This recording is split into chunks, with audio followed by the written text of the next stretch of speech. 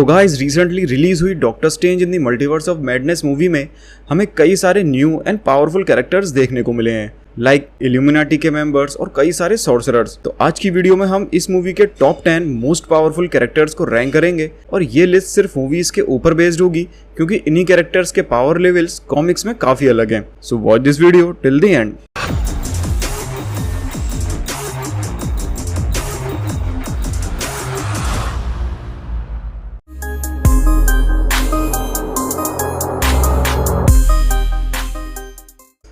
Multiverse of madness में हमने पहली बार अमेरिका चावेज को। चावेज एक टीनेज सुपर हीरो थी जो अपने स्टार शेप्ड पोर्टल्स को पूरे मल्टीवर्स में कहीं भी ओपन कर सकती थी। हालांकि मूवी में चावेज को ज़्यादा पावरफुल नहीं दिखाया गया क्योंकि अभी वो बस एक टीनेजर है जिसे अपनी पावर्स को सही से यूज करने में टाइम लगेगा। अमेरिका चावेज के पंचेस काफी पावरफुल थे जिन्होंने वांडा तक को एक स्टेप पीछे लेने पे मजबूर कर दिया था।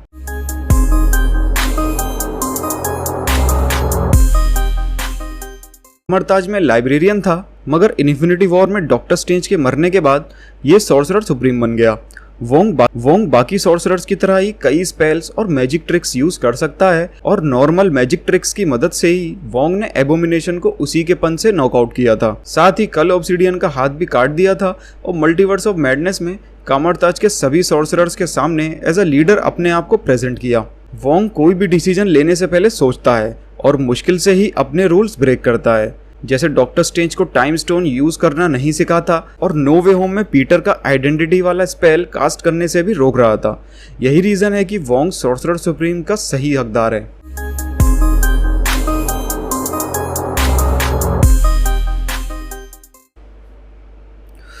कैप्टन कार्टर अर्थ 838 में इल्यूमिनाटी की मेंबर होती है। कैप्टन कार्टर का एक और वर्जन हमें व्हाट इफ एपिसोड्स में भी देखा था, जहां कोई बड़ी पावर ना होने के बावजूद इसने 6 इन्फिनिटी स्टोन। कैप्टन कार्टर एक सुपर सोल्जर है जिसके कारण इसकी स्ट्रेंथ और ड्यूरेबिलिटी काबिले तारीफ है। ये ट्रक्स को उठा सकती है और इवन एक्सप्लोजन्स को भी फेस कर सकती है। कैप्टन कार्टर अपने रिफ्लेक्सेस में काफी तेज है, जिसके साथ ही ये हैंड टू हैंड कॉम्बैट में एक पंच से सामने वाले को नॉकआउट कर सकती है, जैसा कि हमने सीरीज में भी देखा था। मूवी के अंदर बाकी इल्यूमिनाटी के मेंबर्स के कंपैरिजन में कैप्टन कार्टर ने वांडा को काफी बढ़िया टक्कर दी थी।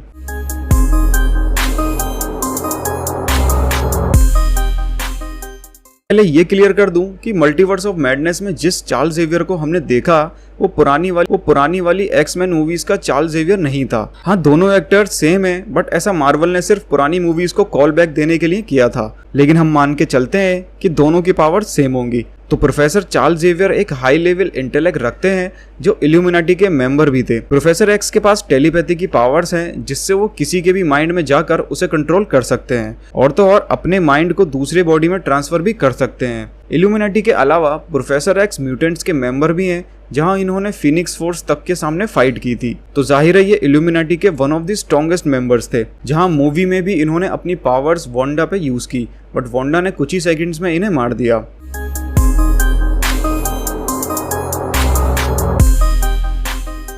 मल्टीवर्स ऑफ मैडनेस की सबसे बड़ी खुशी थी जॉन क्रासिंस्की को एज अ रीड रिचर्ड्स देखना। मिस्टर फैंटास्टिक की इंट्रोडक्शन में ही हमें बता दिया गया कि ये स्मार्टेस्ट मैन अलाइव हैं, जो कि सच भी है क्योंकि रीड रिचर्ड्स ने अनस्टेबल मॉलिक्यूल से लेकर दूसरे यूनिवर्स में टेलीपोर्ट होने वाले डिवाइसेस भी बना रखे हैं। हाई लेवल जीनियस होने के अलावा मिस्टर फैंटास्टिक के पास इलास्टिसिटी की पावर भी है, जिससे वो अपनी बॉडी को 1500 फीट तक स्ट्रेच कर सकते हैं। इसकी मदद से उन्होंने द थिंग को काफी देर तक बांध के रखा था। साथ ही इनकी बॉडी फायर से भी रेजिस्टेंट है और एक बार मूवी में एक पूरे गिरते हुए झूले को रोक लिया था। यानी अपने माइंड के पोटेंशियल के अलावा मिस्टर फैंटास्टिक स्ट्रेंथ वाइज भी काफी पावरफुल है। लेकिन मूवी में ये अपनी पावर्स का ज्यादा कुछ यूज नहीं कर पाए और कुछ ही सेकंड्स में वांडा के सामने हार गए। तो हाँ, इनका कैरेक्टर मूवी में अंडर यूज रह गया।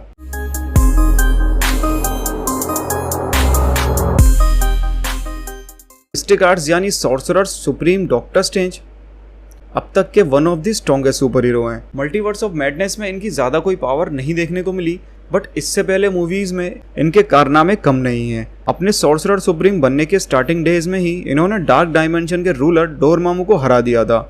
डॉक्टर स्ट्रेंज ने मैड टाइटन थैनोस के सामने भी काफ़ी अमेजिंग शोडाउन दिया था, जिसमें इन्होंने क्रिम्सन बैंड्स ऑफ किटोराक से लेकर ब्लैक होल तक को रोक लिया था। Doctor strange uncountable magic tricks और स्पेल्स जानते हैं जो मल्टीवर्सल लेवल पर वर्क करते हैं। जैसे नो वे होम में जब स्पेल्स मिसफायर हुआ तो उससे दूसरे यूनिवर्स के कैरेक्टर्स हमारे यूनिवर्स में आ गए थे। इसके अलावा डॉक्टर स्ट्रेंज के पास मिरर डायमेंशन का भी एक्सेस है और सबसे बड़ी बात, वो टाइम स्टोन को यूज कर सकते हैं। बट फिर भी मूवी में इनके ज़्यादा बड़ी पावर्स देखने को नहीं मिली, इसीलिए ये 5th पोजीशन पर आते हैं।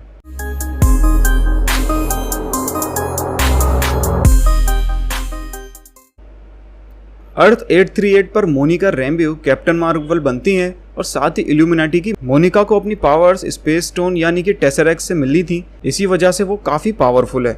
मोनिका एनर्जी के किसी भी फॉर्म को एब्जॉर्ब और रिलीज कर सकती है एंड अपने बाइनरी फॉर्म में आकर मोनिका और भी पावरफुल बन जाती है। जस्ट कंपैरिजन के लिए हम हमारे मेन अर्थ की कैप्टन मार्वल यानी कैरल डेनवर्स को लें तो इसने थेनोस की शिप डिस्ट्रॉय कर दी थी और खुद थेनोस को भी काफ़ी देर तक रोके रखा था। इवन कैप्टन मार्वल ने पावर स्टोन के पंच को भी झेल लिया था। तो हम मान सकते हैं कि अर्थ 838 की मोनिका रैम्बो भी एज कैप्टन मार्वल इतनी पावरफुल तो होगी ही। मूवी में भी जहां बाकी इल्यूमिनाटी के मेंबर्स मारे गए थे, अकेले मोनिका ने वांडा के साथ काफी देर तक फाइट लड़ी थी।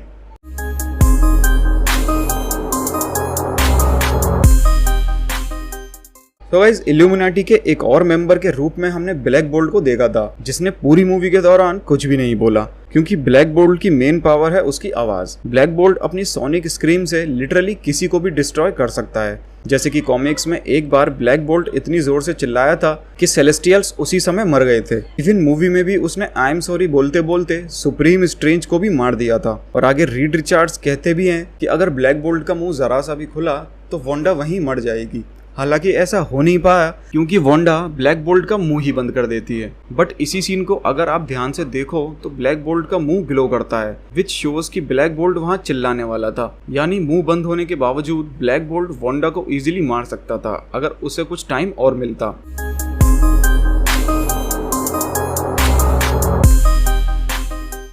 स्टीवन स्ट्रेंज अर्थ 838 का डॉक्टर स्ट्रेंज होता है। अब डॉक्टर स्ट्रेंज के इस वर्जन को मैंने इतना ऊपर क्यों रखा है, इसके लिए बस एक आर्गुमेंट ही काफ़ी है। तो इस यूनिवर्स में स्ट्रेंज ने थैनोस को अकेले ही हरा दिया था, जबकि हमारे मेन यूनिवर्स में डॉक्टर स्ट्रेंज इतने सारे सुपर हीरोज के साथ मिलकर भी थैनोस को नहीं हरा पाए थे। बट स्टीवन स्ट्रेंज ने ये काम अकेले कर लिया था, तो श्योरली स्टीवन स्ट्रेंज की लेवल्स काफ़ी ज़्यादा होंगी। मार्वल डेटाबेस के अकॉर्डिंग स्टीवन स्ट्रेंज इल्यूमिनाटी का मेंबर भी था। उसने डार्क होल्ड बुक का यूज़ किया था ताकि मल्टीवर्स में कहीं ना कहीं उसे थैनोस को हराने का मौका मिल जाए। बट इसी दौरान दो रियलिटीज़ के बीच इनकर्जन हो गया और एक रियलिटी डिस्ट्रॉय भी हो गई, जिसके बाद इल्यूमिनाटी को स्टीवन स्ट्रेंज को मानना पड़ा। इसी के साथ स्टीवन स्ट्रेंज की बाकी पावर्स एंड मैजिक ट्रिक्स हमारे मेन यूनिवर्स के डॉक्टर स्ट्रेंज से सिमिलर हैं, बट स्टीवन स्ट्रेंज उससे कहीं ज़्यादा पावरफुल है।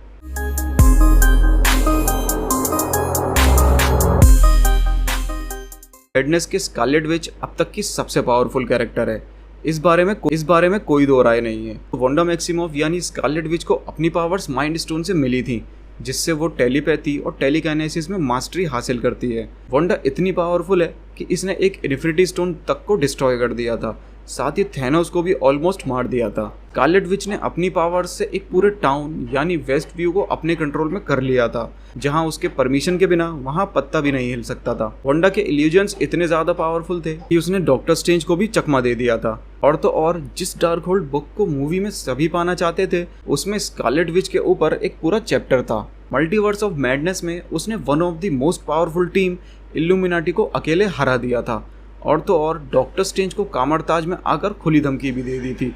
इवन डॉक्टर स्ट्रेंज को सिर्फ एक ब्लो में नॉकआउट कर दिया था। और ये तो सिर्फ कुछ ही पॉइंट्स हैं। मल्टीवर्स ऑफ मैडनेस के बाद सिर्फ इसी मूवी की नहीं बल्कि पूरे एमसीयू की स्ट्रॉन्गेस्ट कैरेक्टर बन चुकी है, इसीलिए नंबर 1 की हकदार भी स्कारलेट विच ही है। सो गाइज, ये तो थे मल्टीवर्स ऑफ मैडनेस के टॉप 10 स्ट्रॉन्गेस्ट कैरेक्टर्स। अब आपके क्या ओपिनियंस हैं इस लिस्ट को लेके, और आपके हिसाब से ये रैंकिंग कैसी होनी चाहिए वो मुझे कमेंट में ज़रूर बताएं। वीडियो अच्छी लगी हो तो इसे लाइक और शेयर ज़रूर करें, एंड ऐसे और अमेजिंग कंटेंट के लिए हमारे चैनल को सब्सक्राइब कर लें।